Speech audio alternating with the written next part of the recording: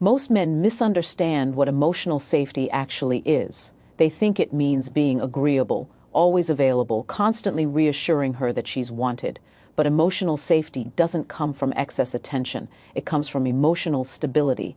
And this is where everything shifts. When a woman feels calm in your presence, not stimulated by chaos or uncertainty, but grounded by your consistency, her nervous system starts to relax around you. And paradoxically, that calm becomes addictive. Think about how rare that is. Most interactions she has are emotionally noisy. People wanting something, pushing for reactions, demanding reassurance, performing versions of themselves. When you show up without needing to be validated, without chasing approval, you become different. You're not trying to convince her of your value. You're simply rooted in it. That creates a psychological contrast her mind can't ignore. Here's the deeper layer most people miss. Emotional safety doesn't mean emotional emptiness. It means emotional containment. You're present, attentive, and responsive, but not reactive. You listen without rushing to fix. You respond without over-explaining. You're warm, but not needy. This balance tells her something powerful at an unconscious level. This man can hold emotional weight without collapsing under it. That's not learned through words, it's felt. And once something is felt, it lingers. When she leaves the interaction, her mind doesn't replay what you said as much as how she felt around you. Calm, seen, unpressured, free to be herself without performance, that feeling becomes a reference point. Later, when the day slows down and distractions fade, especially at night, her mind returns to that emotional state. And because the state is linked to you, she returns to you in thought. What intensifies this effect is restraint. You don't rush intimacy. You don't push emotional closeness faster than it naturally unfolds. You allow silence. You allow space. You don't fill every gap with words or messages. This tells her you're comfortable with absence, which signals inner abundance, scarcity without manipulation, presence without attachment. Psychologically, this triggers a powerful association, safety without control, and that combination is rare. Safety alone can feel boring, control can feel suffocating, but safety paired with freedom creates fascination. Her mind begins to explore you on its own terms. She wonders what you're thinking. She imagines how you'd respond in different moments, not because you planted the idea, but because you didn't force anything. This is where philosophy quietly enters the picture. Desire grows not from possession, but from space, from the unknown, from what is not fully grasped. When you don't chase, you allow desire to breathe. When you don't seek constant reassurance, you signal self-trust, and self-trust is magnetic. It tells her that being chosen by you would mean something, not because you choose everyone, but because you choose intentionally. Importantly, emotional safety also means boundaries. You don't tolerate disrespect. You don't overextend. You don't abandon your values to keep her interested. This shows strength, not rigidity, calm firmness. And firmness grounded in calm is one of the most attractive psychological traits there is. So if you want her to think about you when she's alone, stop trying to occupy her attention and start occupying your center. Be the place where emotion settles, not where it spikes. Be steady, not loud, present, not persistent, because the man who brings peace without asking for permission doesn't need to be remembered. He's felt. And what is felt deeply is impossible to forget. Most attraction doesn't die because of a lack of interest. It dies because of overexposure. Too much explanation, too much availability, too much emotional leakage. And this is where key point 2 becomes critical, the power of restraint and selective self-disclosure. Human psychology is wired around curiosity. The mind moves toward what it cannot fully predict or possess. When you reveal everything about yourself too quickly, your intentions, your emotions, your insecurities, you remove the tension that fuels desire. You turn connection into consumption, and consumption never keeps someone awake at night. Curiosity does. This doesn't mean playing games or being deliberately distant. It means understanding timing. You don't give people access to your inner world before they've earned the context to hold it. When you speak, you're intentional. When you share, it's grounded. You allow layers of yourself to be discovered, not dumped. Think about how rare that is today. Most people overshare as a way to fast-track intimacy, hoping closeness will secure attachment. But psychologically, fast intimacy often creates emotional saturation. The mind feels full, not intrigued. There's nothing left to explore. When there's nothing left to explore, there's nothing left to imagine. Restraint changes that dynamic. When you speak with clarity but not excess, when you answer honestly without over-explaining, you leave space for interpretation. And interpretation is where imagination lives. Her mind begins to fill in the gaps, not because you manipulated her into doing so, but because you didn't interrupt the process. There's also a deeper philosophical layer here.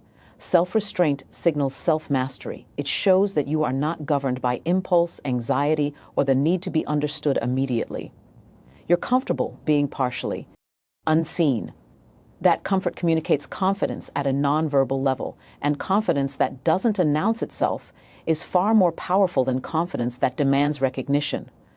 This is why silence, when used naturally, can be more attractive than words. Silence suggests you're not afraid of space. You're not afraid of losing attention. You trust that what you bring to the table doesn't need constant reinforcement.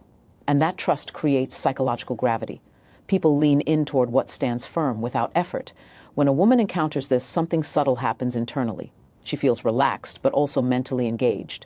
She's not overwhelmed by information, yet she's not bored. Her mind stays active after the interaction ends. She replays moments. She analyzes tone. She wonders what you meant, not because you were vague, but because you were precise and left room. And here's the key. The mind continues unfinished conversations. When everything is said, the mind closes the loop. When something is left open, but stable, the mind keeps returning to it, especially in moments of quiet, when there's no external stimulation to drown out internal curiosity. Restraint also protects you. It keeps you from emotionally over-investing before alignment is established. It ensures that attraction develops organically rather than through pressure. You're not trying to secure her attention, you're allowing mutual interest to reveal itself. This creates balance. You're not withholding to gain power, and you're not giving everything away to gain approval. You're simply respecting the natural rhythm of connection, and that rhythm is slow, deliberate, and deeply human. So if you want her thinking about you when the world goes quiet, don't try to occupy every moment. Leave space. Let curiosity breathe. Let depth unfold instead of being forced, because the man who understands when to speak, and when not to, doesn't just enter her thoughts. He stays there. At this stage, the dynamic shifts from what you say and what you withhold to what you represent emotionally. Key point 3 is about emotional leadership, the ability to create a feeling, not chase a reaction. This is where attraction stops being situational and starts becoming internal, because people don't miss conversations. They miss how they felt inside themselves when they were with you. Most men try to impress by performing. They bring energy, stories, opinions, humor, validation. And while that can spark interest, it doesn't anchor desire. Why? Because the emotional tone is reactive. You're responding to her, adjusting to her, hoping for approval. Psychologically, that places her in the dominant emotional position while you orbit around it. Attraction rarely grows in that structure. Emotional leadership reverses this. Without force, it means you arrive grounded. Your mood is not dependent on how she responds. You're present, engaged, but internally steady. This steadiness creates a subtle sense of safety, and safety is the foundation of desire that lasts beyond the moment. When you lead emotionally, you set the pace of the interaction, not by controlling it, but by stabilizing it. If the conversation is light, you allow it to be light. If it deepens, you don't rush or resist it. You don't escalate prematurely, and you don't pull back out of fear. You let depth emerge naturally without attaching your self-worth to the outcome. This matters because the nervous system is always communicating beneath words. When you're anxious, over-invested, or outcome-focused, her nervous system detects it. That creates subtle tension. But when you're calm and centered, it regulates the space. She feels more like herself around you. And the paradox is this: the more like herself she feels, the more she associates that feeling with you. Emotional leadership also means you're not trying to be liked. You're allowing yourself to be experienced. You express disagreement without aggression. You show interest without urgency. You hold boundaries without apology. These signals communicate maturity and internal authority. And internal authority is magnetic because it suggests direction, clarity, and depth. Over time, something powerful happens. She begins to associate you with emotional clarity. You're not chaotic, you're not draining, you're not unpredictable in ways that cause anxiety. Instead, you become a mental reference point, a place her mind returns to when it wants calm, perspective, or grounding. This is why she thinks about you at night, not because you flooded her with attention, but because her system recognizes the contrast. In a world of noise, inconsistency, and emotional volatility, your presence feels clean. And the mind doesn't let go of what feels clean, it revisits it. There's also a philosophical layer here. Leading emotionally requires self-respect. You can't regulate a space if you're seeking validation from it. You can't guide energy if you're dependent on it. Emotional leadership starts with internal alignment, knowing who you are, what you value, and what you tolerate. That alignment creates coherence. And coherence is rare. When someone encounters coherence, their subconscious pays attention. It signals integrity. It signals depth. It signals someone who is not fragmented by fear or need. And those signals bypass logic. They register as attraction before they register as thought. So the question isn't, how do I make her feel something? The real question is, what emotional state do I consistently bring into a room? Because that state becomes your signature. And when your signature is calm strength, clarity, and grounded presence, you don't need to chase space in her mind. You naturally occupy it long after the conversation ends. By the time we reach this point, the focus moves away from how you show up emotionally and toward how you exit interactions. And this is where most men unintentionally break the spell. They stay too long, explain too much, or linger emotionally after the moment has already peaked. But attraction doesn't deepen in extension. It deepens in contrast. Key point 4 is about understanding the power of a clean ending.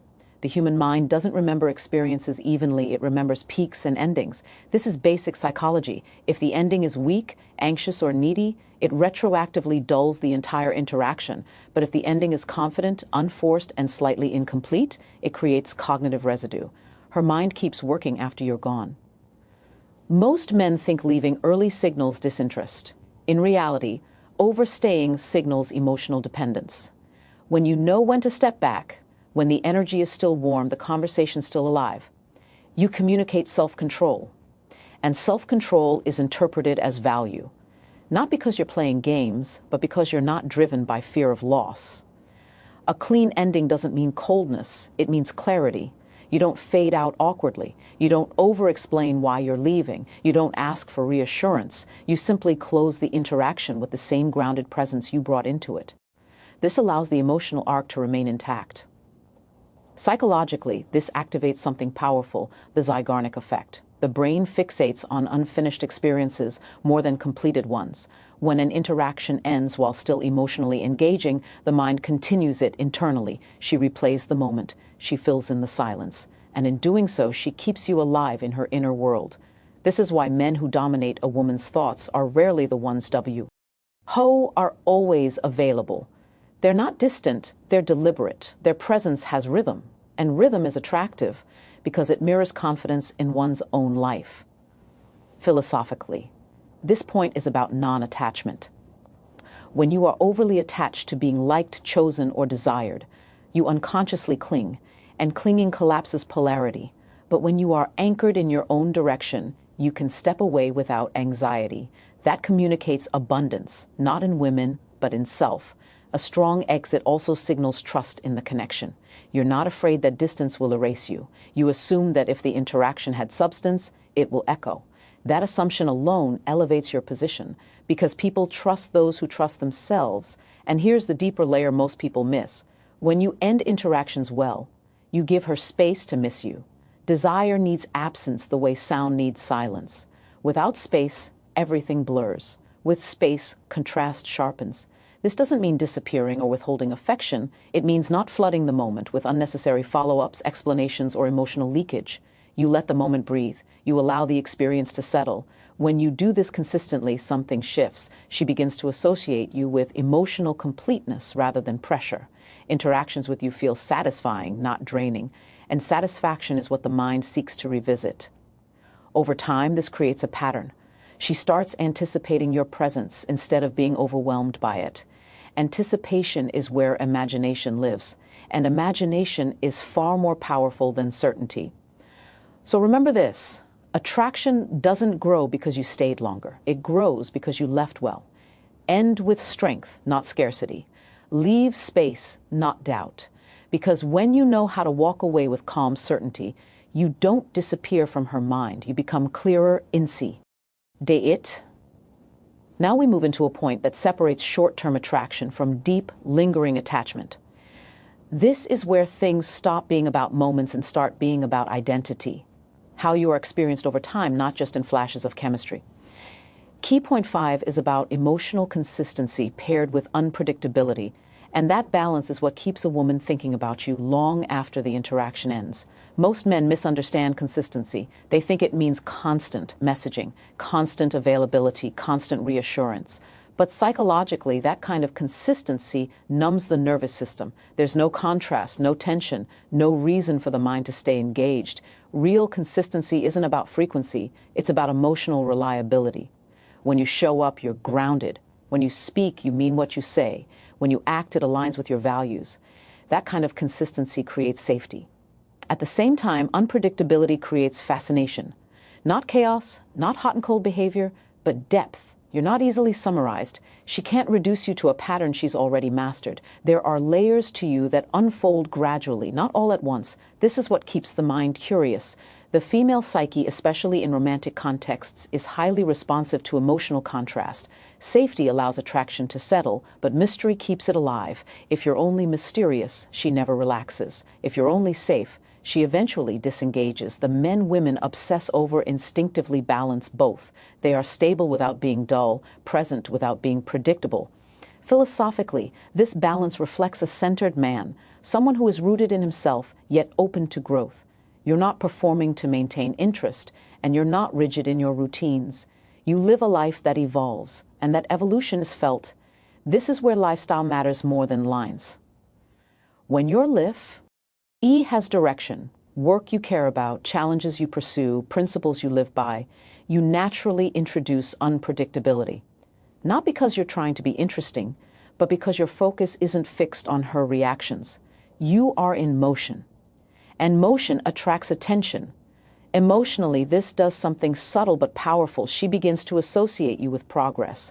Being around you feels like forward movement, and the human brain is wired to bond with sources of growth. We attach to what expands us. Another important layer here is restraint. You don't reveal everything immediately, not your trauma, not your ambitions, not your entire worldview. Depth is earned through shared time, not dumped through overexposure. When you pace emotional intimacy, you give her mind room to explore you rather than consume you all at once. Psychologically, this creates what's called progressive disclosure. Each interaction adds a new dimension, a new insight, a new emotional texture. And because the brain enjoys pattern completion, she continues thinking about you, filling in what she hasn't yet discovered. This is also where many men sabotage themselves by trying to lock it in too fast.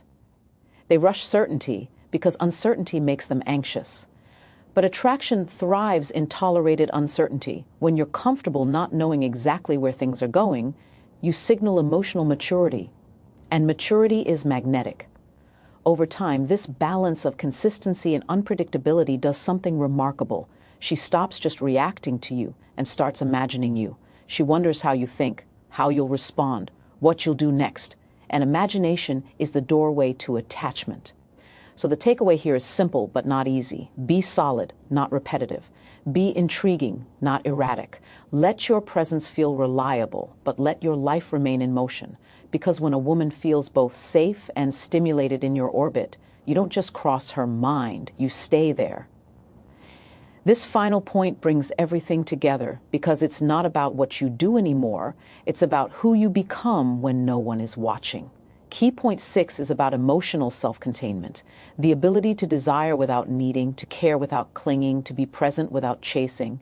And this is the trait that doesn't just keep a woman thinking about you, it changes the way she relates to you at a deep, almost instinctive level. Most men confuse attachment with connection. They think the more they invest emotionally, the more valuable they become.